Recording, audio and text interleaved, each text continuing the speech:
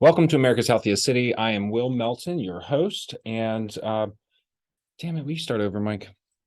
I can forget what I was going to say. You got stuff. Welcome to America's Healthiest City. I am Will Melton, your host, and I am excited to bring this show to you today. We're going to explore the systems that support us and how we can innovate those systems to usher more people in our community to a better life. I'm excited to bring our guest, John Jones, professor in the Center for Environmental Studies at VCU. But before I get started, I do want to just remind our guests and anybody who's new to the program that America's Healthiest City is an idea. It is a 10-year initiative to make Richmond the healthiest city in America. It is an ideas board and a website, a radio show, and so much more. I encourage you to visit americashealthiestcity.com and take a look at the ideas that other community members have submitted, submit your ideas, and follow us on social so that you can join the conversation. So without further ado, I'm going to bring John Jones on, and we're going to dive right in. So John, if you wouldn't mind, just introduce yourself to our guest, tell us a little bit about your background, and I've got some questions prepared, but this is going to be just a kind of a freewheeling interview. So. Great, Will, and I'm really excited to be here. So, as you said, my name is John Jones. I'm an assistant professor in the Center for Environmental Studies at Virginia Commonwealth University, which is, of course, in downtown Richmond. Let's see here. I came to Richmond in fall of 2019, so a couple months before COVID hit. And coming to Richmond and moving to a new place and knowing nobody was certainly quite an experience. But I really love Richmond. I've really enjoyed my time here, despite COVID. Of course, that's been hard on everybody. But despite COVID, I love Richmond. It's a great place, and I'm really excited to continue to work in the community here and try to improve the community and make it a better place. So. Well, thank you for that. And we certainly have seen the impact of your work already, and folks who walk around campus or in Monroe Park have seen some of your work. So we'll get into that in a little bit, but it's really wonderful. I think one of the things about all the shows that Mike King brings to us on this program is it's about, how we're all working to make the community better. And so America's Healthiest City is about telling those stories, how we get healthier, how we improve well-being. So certainly the work that you're doing, the work that you're going to do is really important to us. And it's important because we want to help everybody in this community understand that if we don't all move in the same direction, we're not going to achieve that collective vision that really does provide benefits to us collectively as a community. So and I completely agree with that.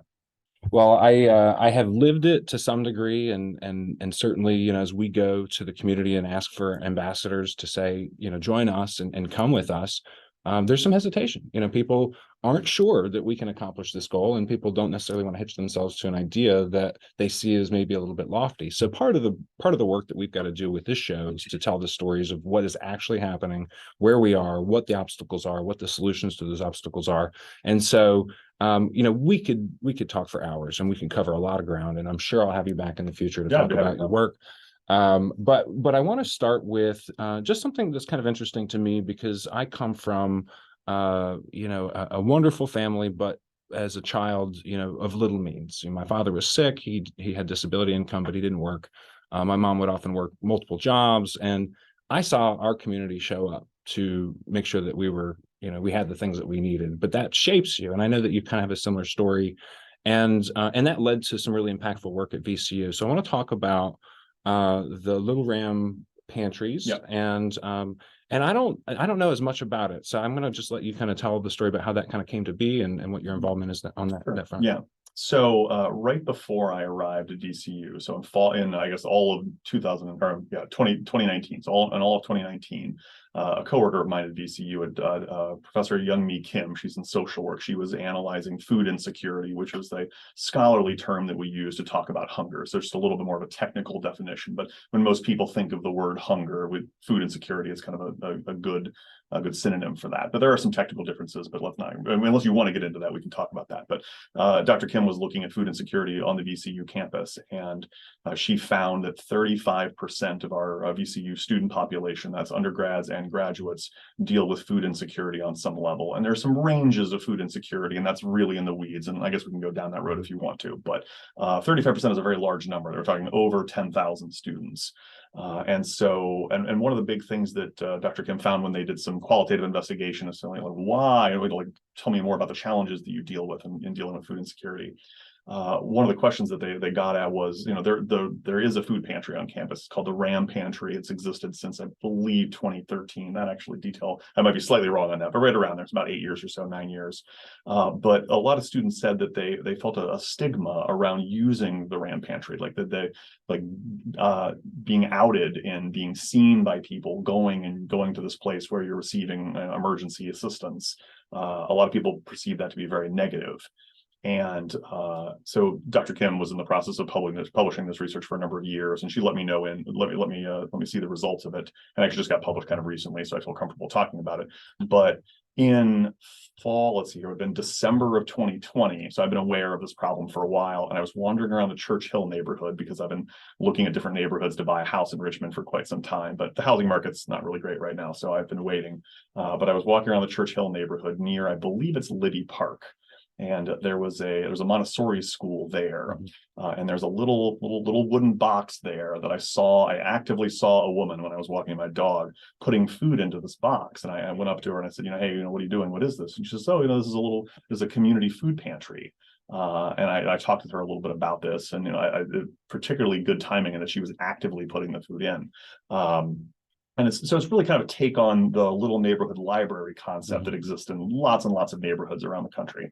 And basically and I've actually talked to, I think, the woman that might have founded this movement out of Arkansas, and I think 2016, I think, is when it started, at least as far as I can tell. But it's just kind of taking that little neighborhood library box design and turning it into a little neighborhood food pantry. And so the idea being community residents will maintain this, and then they'll kind of go put food in there, and anybody that's food insecure, they can go and take food as they need it. And there's kind of an anonymous factor to it. Like, it's not really monitored. There's no real policing mechanism for it. Separately, a little bit off of campus, but the RVA Community Fridge Project is spiritually very similar to this, and that organization has been fantastic in setting up community fridges, which is kind of the same idea, but instead of a wooden box, it's a refrigerator that a business is plugged in, and there's just kind of an extension cord running into the building, and then people are putting perishable items into the refrigerators, and they're nice and decorated, and people can go get food, give good resources from them as they need. But I kind of decided to marry those two concepts, because when I thought about the stigma that students face, and like they don't want to be perceived in going and getting emergency food, I said, well, what if we took that idea and kind of brought that to campus and put these little miniature food pantries all over campus? And part of so I grew up in poverty, and I was food insecure when I was a college student. At the time I didn't realize it, but now as a scholar that studies this, I definitely know that I was. My roommates at one point had a nickname for me. I was called Soup because I ate a lot of soup. And so the nickname was Soup, which I don't know, that's really just stuck with me over the years. If any of them are listening, thanks, guys. But so my experiences when I was a college student, I wouldn't have necessarily gone. I don't think I would have gone to a food pantry because I would have perceived that there were other students that probably needed it more than I did, and that's probably not really true objectively. I guess I can tell you some anecdotes if you're interested in hearing about that, of my difficulties in dealing with food insecurity when I was in college myself, but finding a way to try to mitigate that 35% problem on our campus was really important to me. And so I had the idea of, like, let's expand the reach of the campus food pantry to put these little miniature food pantries all over our campuses, with the hope that if we make this more visible, if we kind of put these things in the hallways and people can see them and people will be interacting with them, that hopefully that will actually kind of make it more invisible over time. So it just kind of like fades into the background of campus life. Just like, do you think much about the trash can that's there? Or do you think much about who goes and gets a newspaper from like the student newspaper vending machine box? Do you really think about that? Probably not. It just kind of disappears into the background of, you're walking down the hallway and you're not really thinking about it. And so we're doing some focus groups this semester actually on that exact stigma point, but the pantries have been operating since October of, I guess, 2 Octobers ago now. So in October of 2020. There's a wonderful PhD student in engineering has helped me build some sensors into the boxes. So every time the door is opened, it triggers a timestamp. So we know, the gym location at 3:45 p.m. on this date, somebody opened the box. And as of last school year, we had 2,200 times that people have opened and closed the doors of any of the boxes around both of the campuses. And we're going to analyze all this data in much more concerted effort once we finish data collection in May. But the preliminary results are very, very positive. And another big concern that a number of administrators had is that they were worried about, well, this is unmonitored. Was there like potential for vandalism? What happens if people are putting in food that might be spoiled or harmful? We have some safety monitoring that my students and I do to try to make sure that vandalism isn't happening and people aren't putting like dairy products into a unrefrigerated box, and then somebody might be drinking the spoiled milk or something like that. And our data collection isn't perfect on this, certainly, but I'm not aware of any significant like vandalism or safety issues related to this. And also, I'm happy to report that the data that we have suggests, it's not perfect, but it suggests that when my students and I, we put in a amount of food every Wednesday. So there's a bag of food that we restock every Wednesday. The data that we have is suggesting that as soon as we leave that location, some student isn't just coming in and just taking all of the food out and then taking that home with them. Like we can't answer that perfectly, but to the best of our knowledge, that's not what's happening. And so I think that's a pretty profound statement on humanity and the idea of mutual aid in general, and that a very nihilistic view of humanity would say, oh, well, that's just a bunch of food that nobody's monitoring that somebody could, steal. That's not really happening. Maybe in limited instances. And that's probably okay, actually, if that's happening. Maybe that person really does need it. Well, I think your own sort of interpretation of your status amongst others in need as a college student is indicative of that exact empathy that we carry around. So I will share with you that I personally have kind of delved into the world of food insecurity. Leadership Metro Richmond Quest class is a 9-month program I took in 2020, started before the pandemic and we ended during the pandemic. But it was challenging because we went in studying food deserts, which, for those of you who don't know, a food desert is if you're outside of the city, 10 miles to a grocery store, inside the city, 1 mile to a grocery store. We have food deserts in Richmond.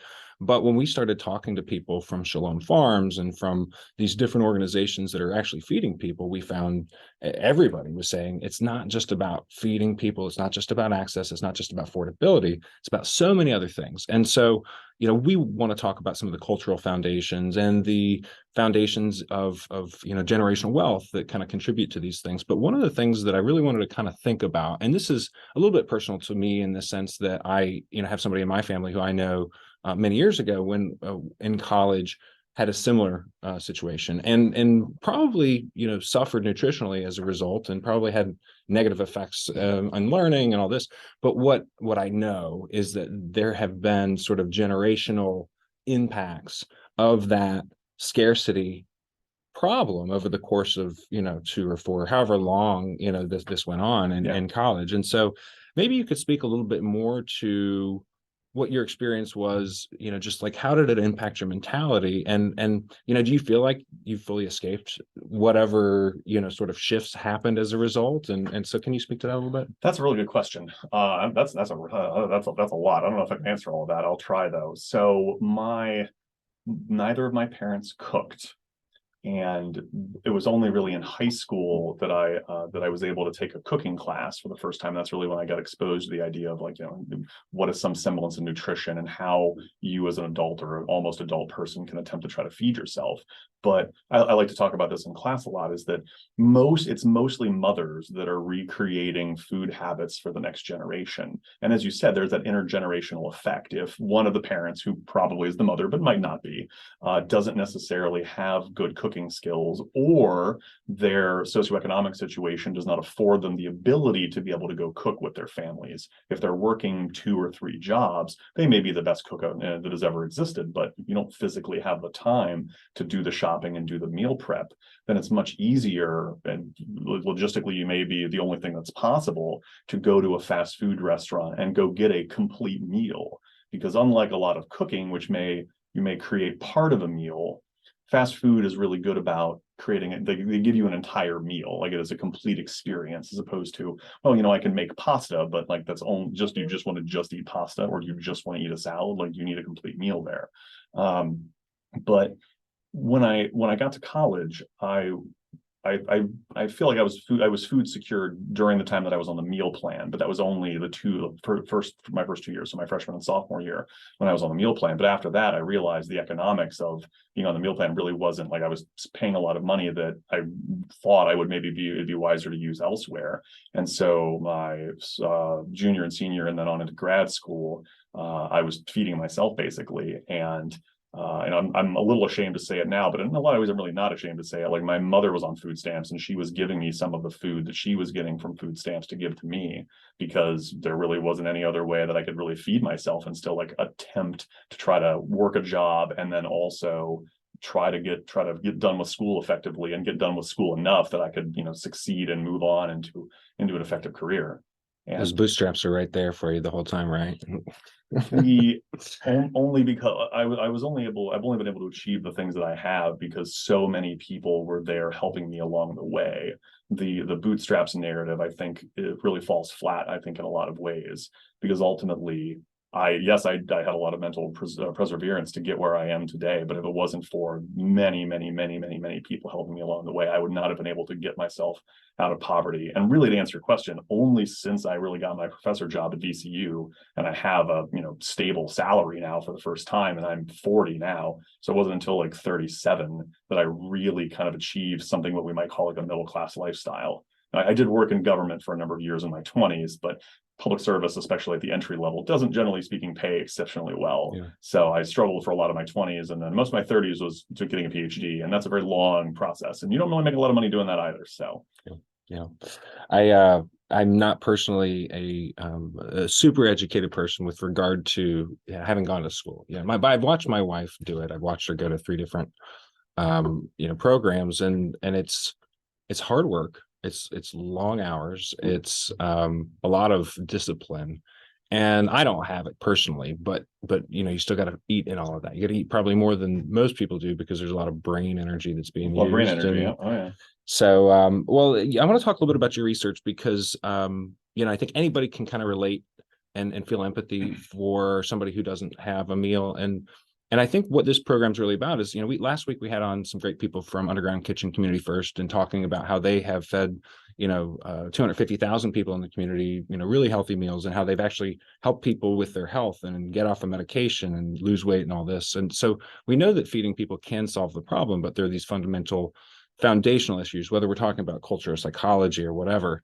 And so you've identified some of the problem. You've also identified some potential solutions. So I want to talk about a couple of things, one being the acorn squash problem. Yep. and sort of that nutritionally rich food barrier that people in poverty face. And then I want to talk about entrepreneurship, policy entrepreneurship, and what that means. So we'll start with the acorn squash problem, and I'll let you explain to folks what that is. Yeah, so the acorn squash problem is a way of conceptualizing barriers that people experience when they would go to a food pantry and get food from the food pantry. But because we really want people to be eating healthy food from a food pantry. That I think is the goal that I think the vast majority of society wants. But there's a big disconnect between a person going to a food pantry and then are they actually physically consuming healthy food? Why or why not? And so the acorn squash problem, and this actually just comes from an off-the-cuff example that I was giving in class one day to try to explain the complexity of this, and it really resonated with the students. And so I eventually decided, well, okay, I'll write a journal article about that. So that's what I did, and it's available on the internet. If you search acorn squash problem, it's I think the second thing in Google. And it's an open access paper, so everybody can look at it.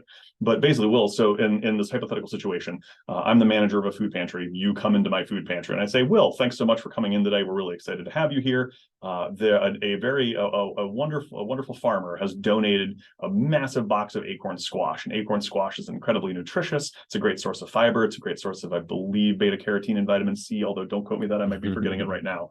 But you can take as much of the acorn squash as you want. How much of that acorn squash do you actually eat? That is the question. Mm-hmm. And so that kind of, and hopefully people that are listening to this start to thinking like, well, what if you can't, the acorn squash is kind of heavy. Like, do you have the ability to carry it home? Like, do you actually know that that is food or not? Do you have the knowledge of how to cook that? Do you have the equipment that you need to cook it? Do you have the knives? Do you have an oven? Is that sort of food culturally appropriate for you or not? For somebody that grew up in Southeast Asia or Sub-Saharan Africa or Russia, they might not recognize that is food. And we can take the acorn squash example, and we can put it in a different cultural context. I'm German American, and I grew up in the Midwest. If I lived in, say, Southeast Asia, and I went to a food pantry in Southeast Asia, and they said, hey, we have a bunch of, say, roasted crickets, which is a very healthy source of protein and very common in Southeast Asian cuisine. That is not a culturally appropriate food for me. And I personally would be very, very turned off by the idea of, hey, go eat a bunch of roasted crickets. But no, I'm not knocking roasted crickets as a food. And honestly, with the way that global climate change is occurring, like a lot more of us might be eating insects in the coming decades than we think that we're going to be. But that's a separate discussion, I guess. So there's a cultural context to this as well, is that the acorn squash problem can exist in other places, but it's this idea that just because the healthy food is there doesn't necessarily mean that that's actually what's going to get consumed.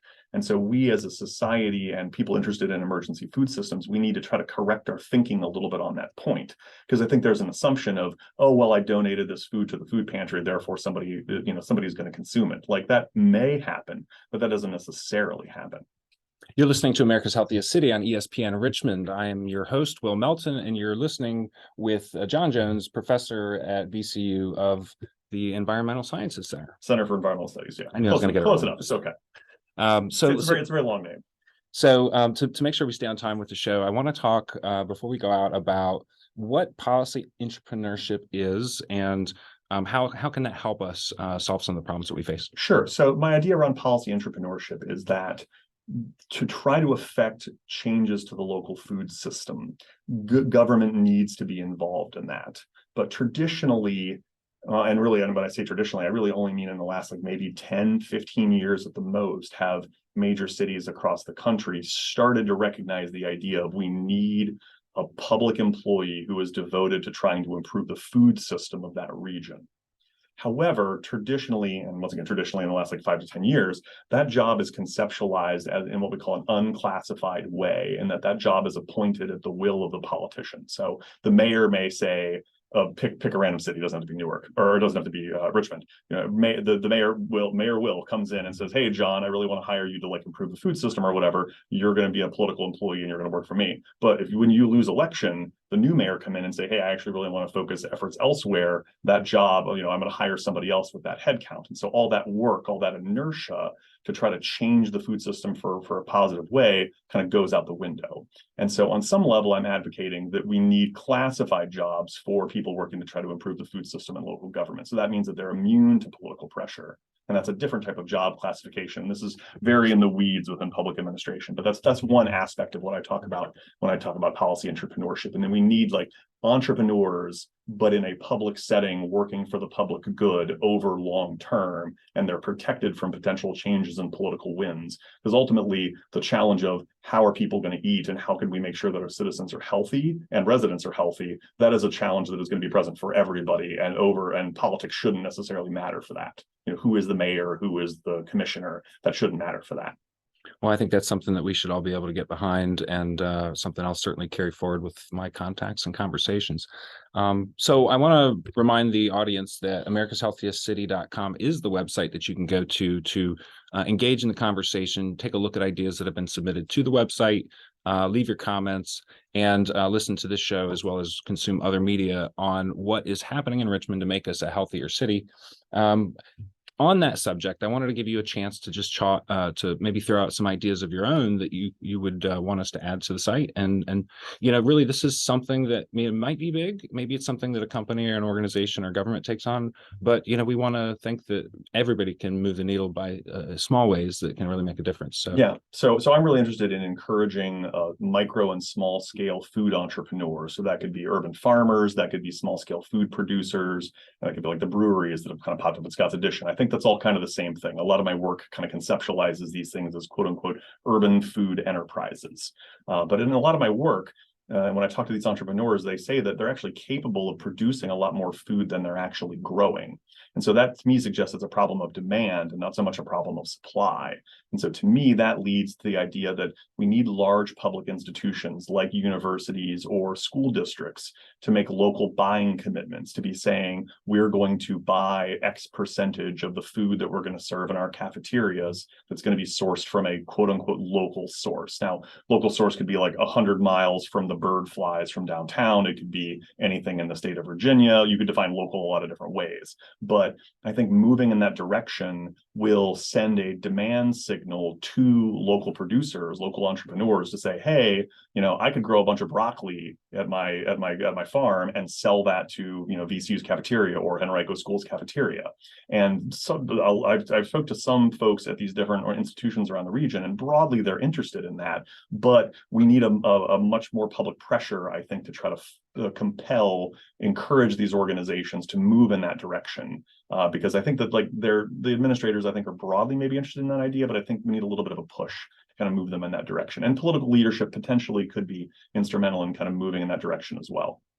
Well, thank you for that. I know we want to give the audience a chance to find you online, but before we do that, I want you to plug something that you've been working on. Yeah. So for farmers that are looking for places in the city, in urban areas to grow food, you've been working on something there. So I want you to plug that, and we're going to bring you back on to talk about it in more detail, but with just about a minute left. Yeah, so I'm really interested in if we can find ideal places to put urban farms and community gardens. And so I've been working with Chesterfield County, and now we're starting to work with the city of Richmond to try to examine at the political level and examine entire jurisdiction and say, okay, let's look at all the land. And if you can find where are the most ideal locations to put an urban farm or a community garden. And I think that can inform in the short term of, hey, let's get people on those sites. But then also we should be having conversations about, well, if that is really the best land to be doing this sort of thing, we probably don't want a apartment building going on that land. And so we need to engage in preservation or conservation tactics to try to take that land out of market forces so that a developer can't come in and put an apartment building on that spot, because